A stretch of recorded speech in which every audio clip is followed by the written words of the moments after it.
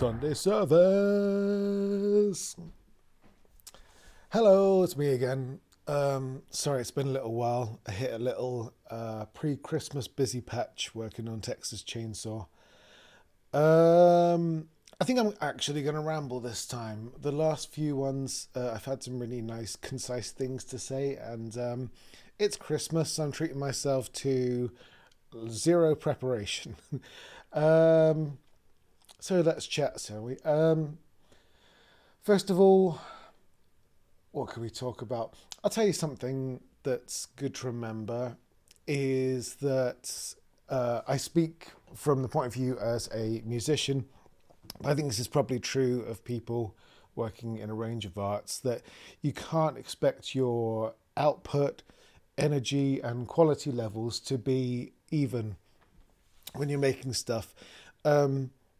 And although people kind of know that, I think something you can do to take the pressure off yourself a bit is remember that it's like your quality of work and your overall levels for energy and the amount of time that you feel like you can put into things, and the quality when you're actually doing that work, they oscillate. They're all over the place. I'll have days where maybe my energy's great. I've slept well and I'm feeling like I'm going to be writing amazing music and I'm really happy. But then I sit down in front of Cubase and I just come up with pure shit. Sometimes I don't even save it.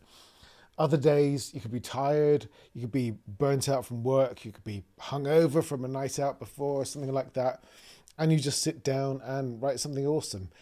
I don't think they tend to be completely lined up. I mean, obviously you can help yourself out by if you know you've got like music to write, then treat yourself well, eat healthily, and don't drink excessively and stay out with friends the night before or anything like that. Just try and give yourself a good head start. But if it doesn't happen, you have to be fair with yourself, and it all averages out. If you've got 2 awesome days and then 1 shit day, just remember it's an average of that. I try and remember that as well when technology goes wrong, because anybody that's written music, and I'm sure again this goes for graphic design and all other types of digital art stuff, you can sit down with a beautiful evening ahead where you'd plan to be working on your music or whatever else, and something just dies, or you get locked out of some software, or your dongle dies. No one likes a dead dongle. I'm 45. I still can't stop laughing at that word. Sorry about that. I've derailed myself with a dongle. So you get completely waylaid by software problems and stuff like that. It can be incredibly frustrating, and you can just get yourself in a real tiz about it. But you have to remember the other days where the software wasn't dead and everything worked brilliantly, because those don't stick in your head because they went fine. So I think what you need to do is average it out. If Cubase just goes crazy one day and you can't get into it, or your Waves plugins are saying you don't have a license for them and you immediately feel furious with the situation, just remember all the time it does work, and that keeping all your software maintained and fixing problems with it is part of your job in a creative realm. So yeah, just don't be too derailed by it, or dongles is my advice.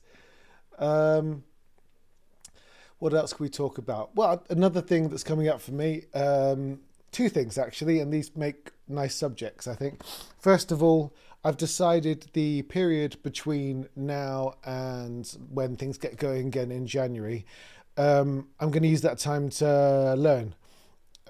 Instead of focusing on trying to get new work or sort of any of that kind of stuff, I'm just going to watch tutorials, I'm going to practice, and I'm going to learn the tools that I've got, because I just have an awful lot of things that equipment I'm obsessed about, and as soon as I've got it, I use it a bit, but I don't know anything that I own here as well as I should do. I mean, and that's really sad and outrageous, because I've got some amazing tools.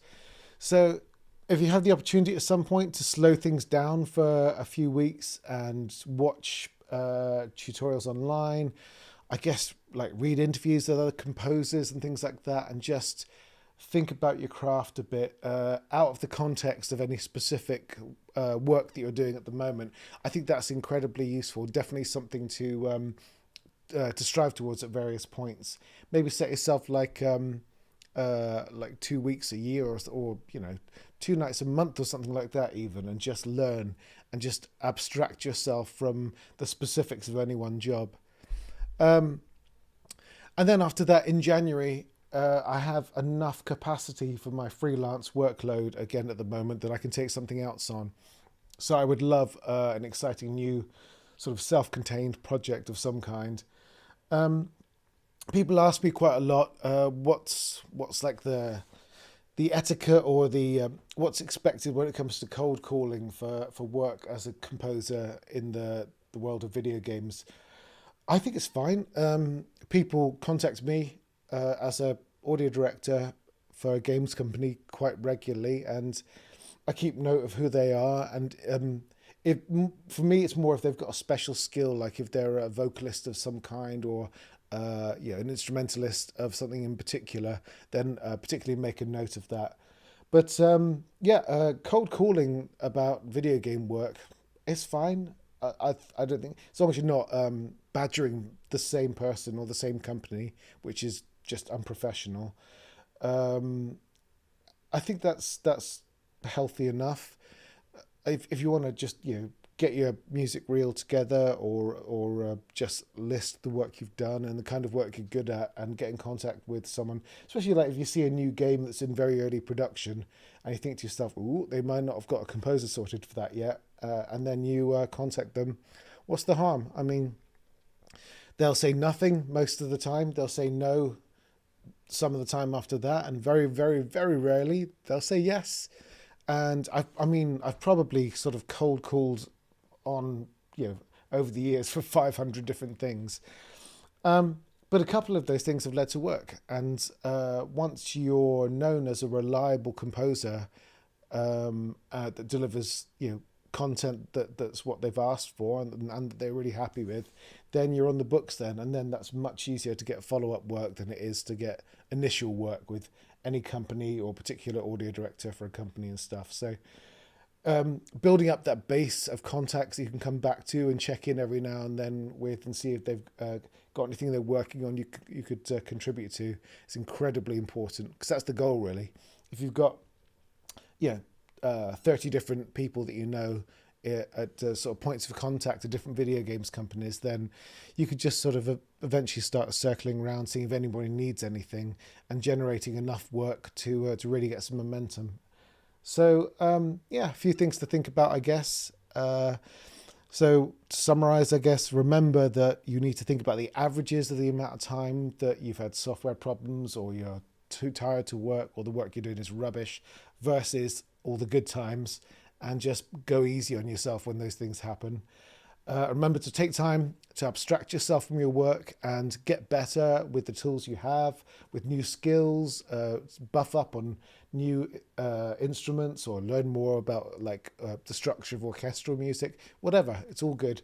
It doesn't have to be anything to do with what you're working on at the moment. It all feeds it. It's a huge web of information in your brain that just expands you out. And, maybe you've been writing dance music for years, but you spend a bit of time learning about orchestral stuff, and one day you think to yourself, oh, I think like some staccato bass would go lovely in there. And then you've got a new little string to your bow. Hey, string to your bow. Is that a bow and arrow reference, or is that a music reference? I guess it's a music reference, because you don't need two strings on a bow that fires arrows. But if you get a new string on a guitar, you've got more strings. Oh, it's been a long year. All right, have a lovely Christmas, everyone. I'll be back after Christmas to chat to you again. Lots of love to you and your friends and families. And thank you for your support and kind words, especially for these new things that I'm doing on YouTube. Loads more in the new year. I'll keep these up, and I'm gonna do a run of deep dives into songs that I've written for various games like Cyberpunk and Deathloop and stuff like that now, and show you how I built them up and what the individual elements were. So they should be coming in over the next few weeks, in between me drinking wine with my family and eating mince pies. So Merry Christmas, everyone, and have a Happy New Year.